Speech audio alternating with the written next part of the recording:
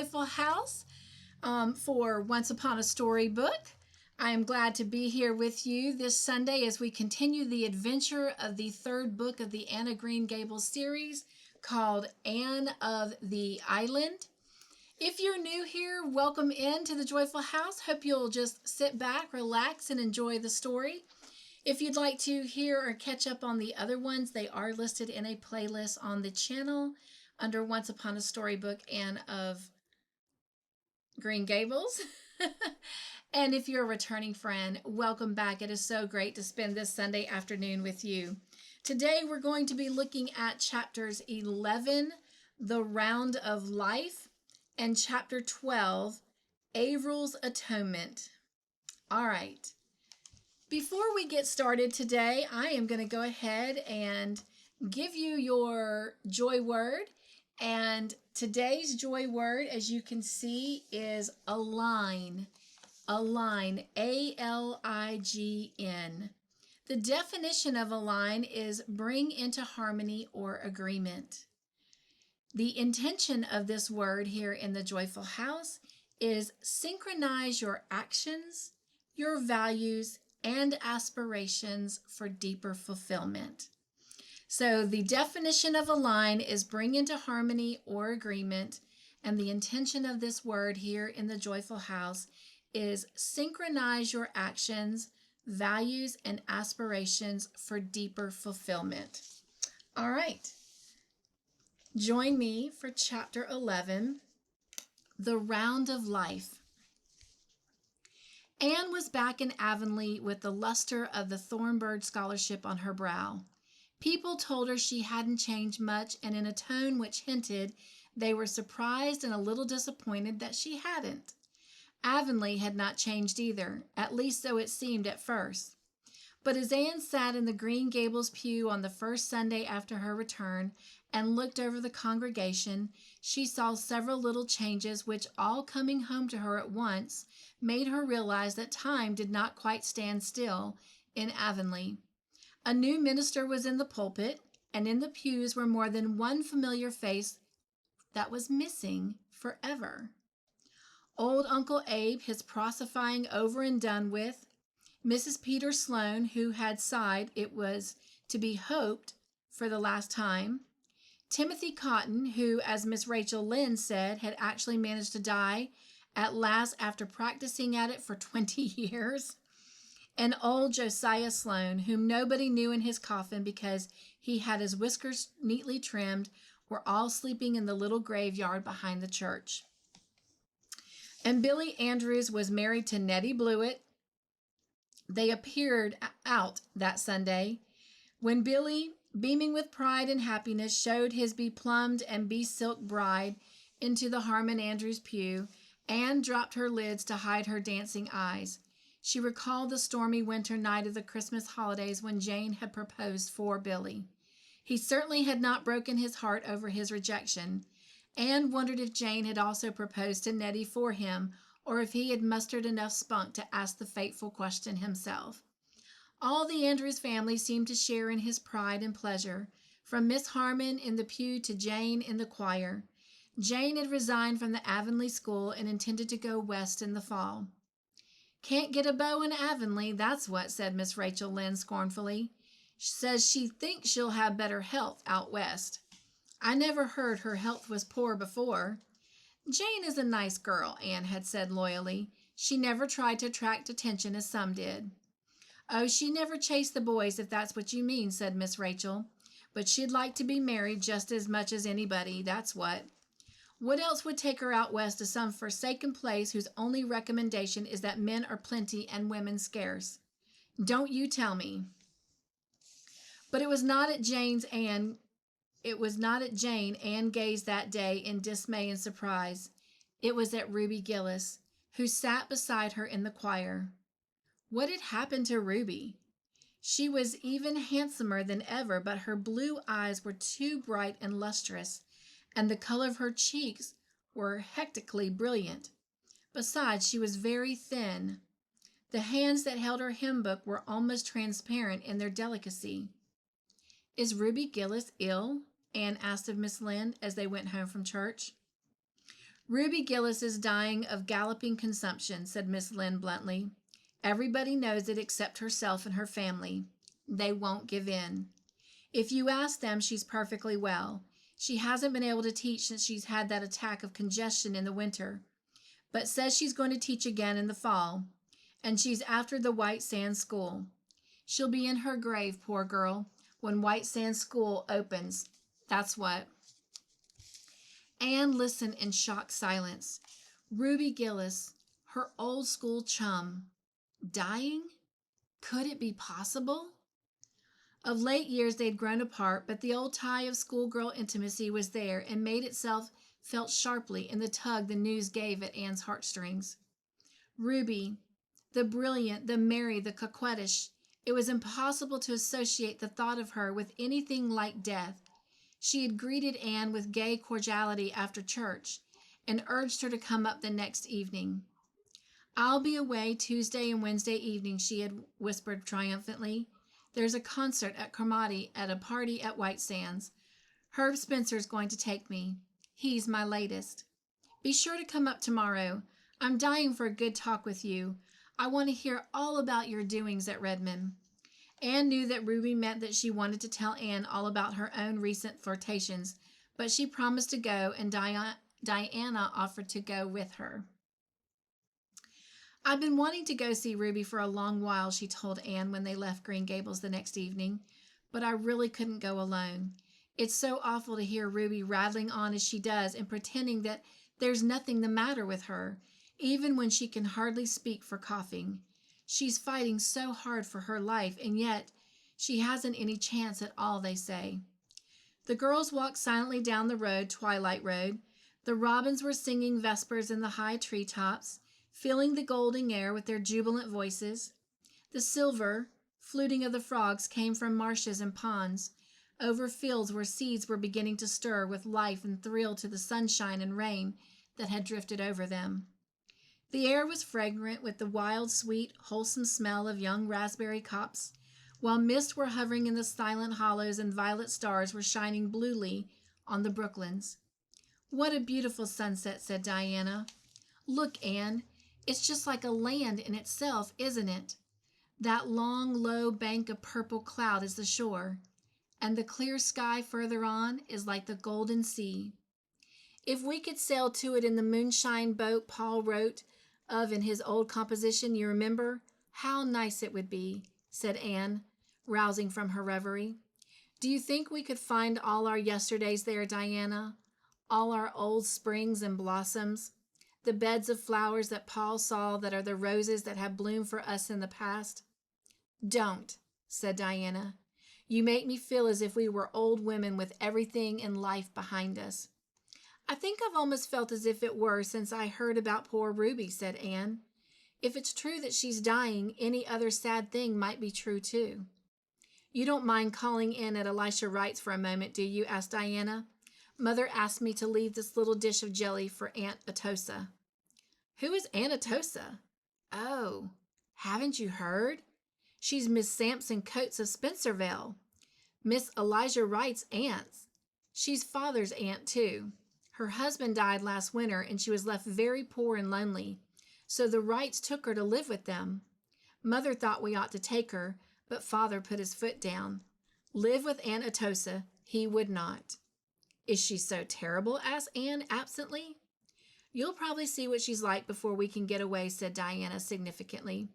Father says she has a face like a hatchet. It cuts the air, but her tongue is sharper still. Late as it was, Aunt Atossa was cutting potato sets in the Wright kitchen. She wore a faded old wrapper, and her gray hair was decidedly untidy. Aunt Atossa did not like being caught in a kilter, so she went out of her way to be disagreeable. Oh, so you're Anne Shirley, she said when Diana introduced Anne. I've heard of you. Her tone implied that she had heard nothing good. Miss Andrews was telling me you were home. She said you had improved a good deal. There was no doubt Aunt Atossa thought there was plenty of room for further improvement. She ceased not from cutting sets with much energy. Is it any use to ask you to sit down? She inquired sarcastically. Of course, there's nothing very entertaining here for you. The rest are all away." "Mother sent you this little pot of rhubarb jelly," said Diana pleasantly. "She made it today and thought that you would like some." "Oh, thanks," said Anatosa sourly. "I never fancy your mother's jelly. She always makes it too sweet. However, I'll try to worry some down. My appetite's been dreadful poor this spring. I'm far from well," continued Anatosa solemnly. "But still I keep a-doing. People who can't work aren't wanted here. If it isn't too much trouble, will you be condescending enough to set the jelly in the pantry? I'm in a hurry to get these spuds done tonight. I suppose you two ladies never do anything like this. You'd be afraid of spoiling your hands." "I used to cut potato sets before we rented the farm," smiled Anne. "I do it yet," laughed Diana. "I cut sets 3 days last week, of course," she added teasingly. "I did my hands up in lemon juice and kids' gloves every night after it." Anatosa sniffed. "I suppose you got that notion out of some of those silly magazines you read so many of. I wonder your mother allows you. But she's always spoiled you. We all thought when George married her she wouldn't be a suitable wife for him." Anatosa sighed heavily, as if all forebodings upon the occasion of George Barry's marriage had been amply and darkly fulfilled. Pardon me, you guys. "Going, are you?" she inquired as the girls rose. "Well, I suppose you can't find much amusement talking to an old woman like me. It's such a pity the boys ain't home." "We want to run in and see Ruby Gillis a little while," explained Diana. "Oh, anything does for an excuse, of course," said Anatosa amiably. "Just whip in and whip out before you have time to say how do do decently. It's college airs, I suppose. You'd be wiser to keep away from Ruby Gillis. The doctor says consumption's catching. I always knew Ruby'd get something gadding off to Boston last fall for a visit. People who ain't content to stay home always catch something." "People who don't go visiting catch things too. Sometimes they even die," said Diana solemnly. "Then they don't have themselves to blame for it," retorted Anatosa triumphantly. "I hear you're to be married in June, Diana." "There's no truth in that report," said Diana, blushing. "Well, don't put it off too long," said Anatosa significantly. "You'll fade soon. You're all complexion and hair, and the rights are terrible fickle. You ought to wear a hat, Miss Shirley. Your nose is freckling scandalous." "My, but you are red-headed." "Well, I suppose we're all as the Lord made us. Give Marilla Cuthbert my respect. She's never been to see me since I came to Avonlea, but I suppose I oughtn't to complain. The Cuthberts always didn't think themselves a cut higher than anyone else around here." "Oh, isn't she dreadful?" gasped Diana as they escaped down the lane. "She's worse than Miss Eliza Andrews," said Anne. "But then think of living all your life with a name like Atossa. Wouldn't it sour almost anyone? She should have tried to imagine her name was Cordelia. It might have helped her a great deal. It certainly helped me in the days when I didn't like Anne." "Josie Pye will be just like her when she grows up," said Diana. "Josie's mother and Anatosa are cousins, you know." "Oh dear, I am glad that's over." "She is so malicious. She seems to put a bad flavor in everything. Father tells such a funny story about her. One time they had a minister in Spencerville who was a very good spiritual man but very deaf. He couldn't hear any ordinary conversations at all. Well, they used to have a prayer meeting on Sunday evenings, and all the church members present would go up and pray in turn or say a few words on some Bible verses. But one evening, Anatosa bounced up.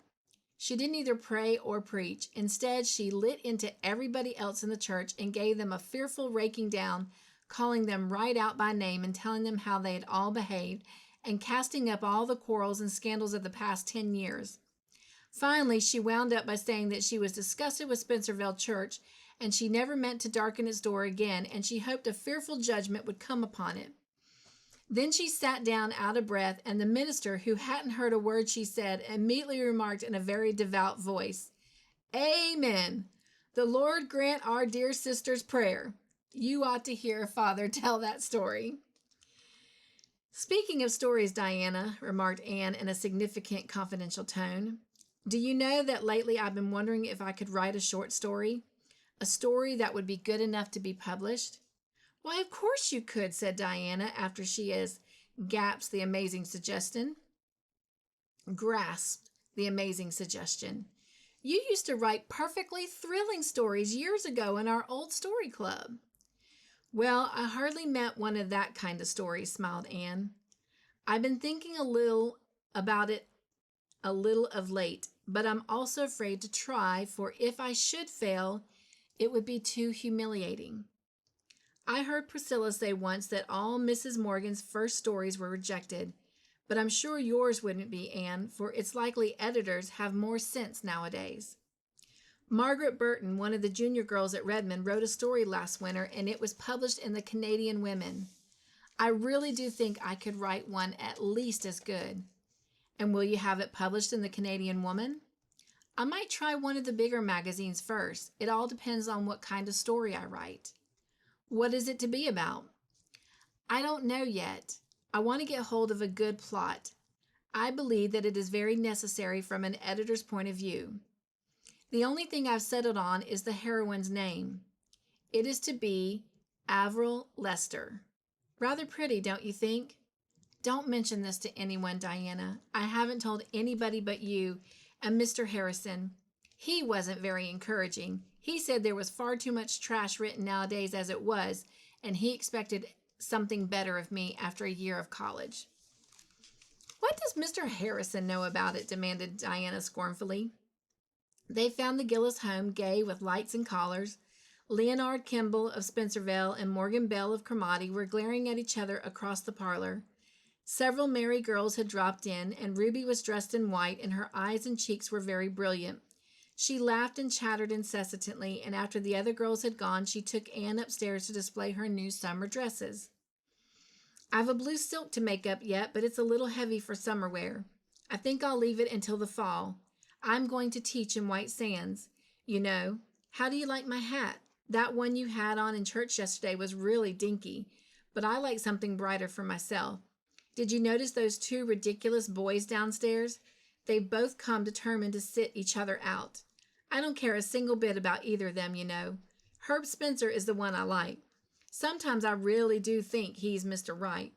At Christmas, I thought the Spencerville schoolmaster was that, but I found out something about him that turned me against him. He nearly went insane when I turned him down. I wish those two boys hadn't come tonight. I wanted to have a nice good talk with you, Anne, and tell you such heaps of things. You and I were always good chums, weren't we?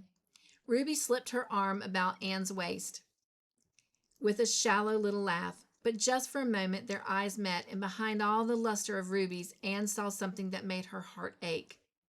Come up often, won't you, Anne? Whispered Ruby. Come alone. I want you.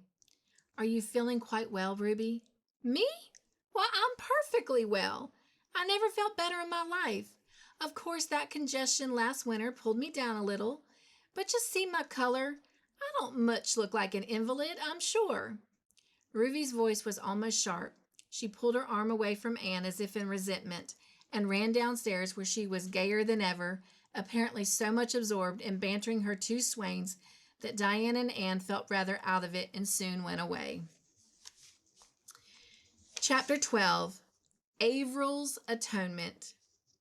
What are you dreaming of, Anne? The two girls were loitering one evening in a fairy hollow of the brook. Ferns nodded in it, and little grasses were green, and wild pears hung finely scented white curtains around it. Anne roused herself from her reverie with a happy sigh. I was thinking out my story, Diana. Oh, have you really begun it? Cried Diana, all alight with eager interest in a moment. Yes, I have only a few pages written, but I have it all pretty well thought out. I've had such a time to get a suitable plot. None of the plots that suggested themselves suited a girl named Avril. Couldn't you have changed her name? No, the thing was impossible. I tried to, but I couldn't do it, and any more than I could change yours. Avril was so real to me that no matter what other name I tried to give her, I just thought of her as Avril behind it all. But finally I got a plot that matched her. Then came the excitement of choosing names for all my characters. You have no idea how fascinating that is. I have lain awake for hours thinking over those names. The hero's name is Percival Dalrymple. Have you named all the characters? Asked Diana wistfully. If you hadn't, I was going to ask you to let me name one. Just some unimportant person. I'd feel as if I had a share in your story then. You may name the little hired boy who lived with the Lesters, conceded Anne. He is not very important, but he is the only one left unnamed. Call him Raymond Fitzgibbon, suggested Diana, who had a store of such names laid away in her memory, relics of the old story club, which she and Anne and Jane Andrews and Ruby Gillis had had in their school days. Anne shook her head doubtedly. I'm afraid that it's too aristocratic a name for a chore boy, Diana. I couldn't imagine a Fitzgibbon feeding pigs and picking up chips, could you? Diana didn't see why, if you had an imagination at all, you couldn't stretch it to that extent, but probably Anne knew best, and the chore boy was finally christened Robert Ray, to be called Bobby, should occasion require. How much do you suppose you'll get for it? Asked Diana.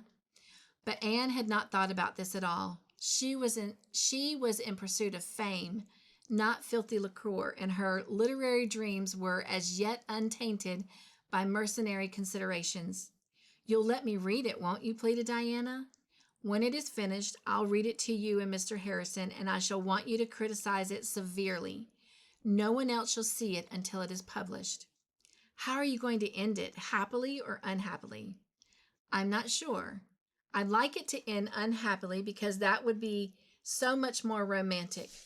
But I understand editors have a prejudice against sad endings. I heard Professor Hamilton say once that nobody but a genius should try to write an unhappy ending. And, concluded Anne modestly, I am anything but a genius. Oh, I like happy endings best. You better let him marry her, said Diana, who, especially since her engagement to Fred, thought this was how every story should end. But you like to cry over stories. Oh, yes, in the middle of them, but I like everything to come out right at last.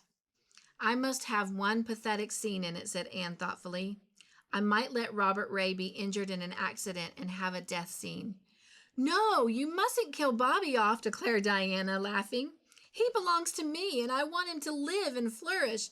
Kill somebody else if you have to. For the next fortnight, Anne wreathed or reveled according to mood in her literary pursuits. Now she'd be jubilant over a brilliant idea, now despairing because some contrary character would not behave properly. Diana could not understand this. Make them do as you want them to, she said. I can't, mourned Anne. Avril is such an unimaginable heroine. She will do and say things I never meant her to. Then that spoils everything that went before, and I have to write it all over again. Finally, however, the story was finished, and Anne read it to Diana in the seclusion of the porch gable. She had achieved her pathetic scene without sacrificing Robert Ray, and she kept a watchful eye on Diana as she read it. Diana rose to the occasion and cried properly, but when the end came, she looked a little disappointed. Why did you kill Maurice Lennox? She asked reproachfully. He was the villain, protested Anne. He had to be punished. I like him best of them all, said unreasonable Diana. Well, he's dead, and he'll have to stay dead, said Anne rather resentfully. If I'd let him live, he'd have gone on persecuting Avril and Percival. Yes, unless you had reformed him. That wouldn't have been romantic, and besides, it would have made the story too long. Well, anyway, it's a perfect, elegant story, Anne, and it will make you famous. Of that, I'm sure. Have you got a title for it? Oh, I decided on that title long ago. I call it Avril's Atonement. Doesn't that sound nice and alliterative? Now, Diana, call me candidly. Do you see any faults in my story? Well, hesitated Diana, that part where Avril makes the cake doesn't seem to me quite romantic enough to match the rest. It's just what anybody might do. Heroines shouldn't do cooking, I think. Why, that is where the humor comes in. It's one of the best parts of the whole story, said Anne. And it may be stated that in this she was quite right. Diana prudently refrained from any further criticism, but Mr. Harrison was much harder to please. First, he told her there was entirely too much description in the story. Cut out all those flowery passages, he said, unfeeling. Anne had an uncomfortable conviction that Mr. Harrison was right, and she forced herself to expunge most of her beloved descriptions, though it took 3 rewritings before the story could be pruned down to please the fastidious Mr. Harrison. I've left out all the descriptions but the sunset, she said at last. I simply couldn't let it go. It was the best of them all. It hasn't anything to do with the story, said Mr. Harrison, and you shouldn't have laid the scene among rich city people. What do you know of them? Why didn't you lay it right here in Avonlea, changing the name, of course, or else Miss Rachel Lynde would probably think she was the heroine. Oh, that would never have done, protested Anne. Avonlea is the dearest place in the world, but it isn't quite romantic enough for a scene of a story. I dare say there's been a romance in Avonlea, and many a tragedy too, said Mr. Harrison dryly. But your folks ain't like real folks anywhere. They talk too much and too high-flown language, and use too fly-home language. There's one place where that Dalrymple chap talks even on for 2 pages and never lets the girl get a word in edgewise. If he'd done that in real life, she'd have pitched him. I don't believe it, said Anne flatly. In her secret soul, she thought that the beautiful poetic things said to Averil would win any girl's heart completely. Besides, it was gruesome to hear of Averil, the stately, queen-like Averil, pitching anyone. Averil declined her suitors. Anyhow, resumed the merciless Mr. Harrison, I don't see why Maurice Lennox didn't get her. He was twice the man the other is.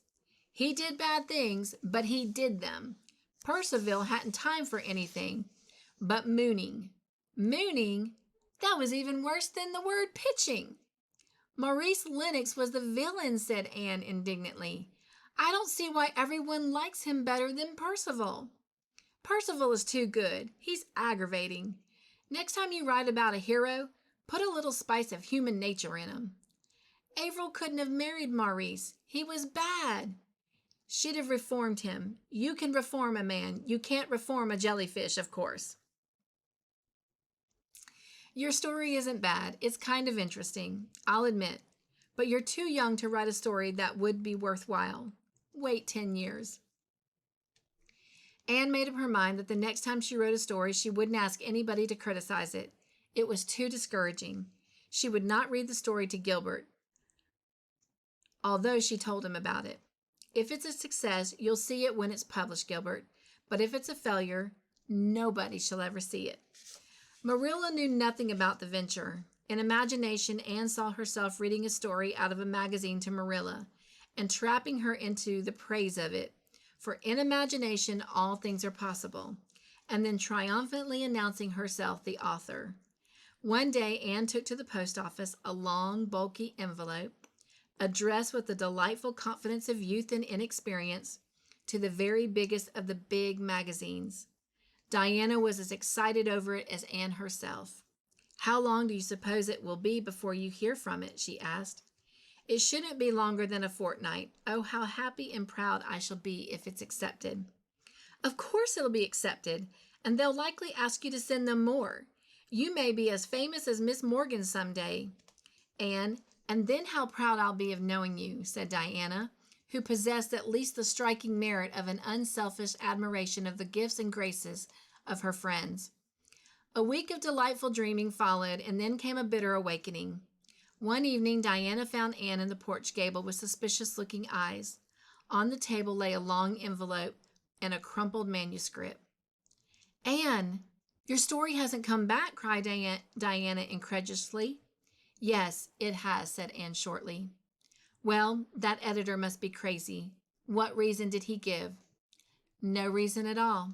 There's just a printed slip saying that it wasn't found acceptable. I never thought much of that magazine anyway, said Diana hotly.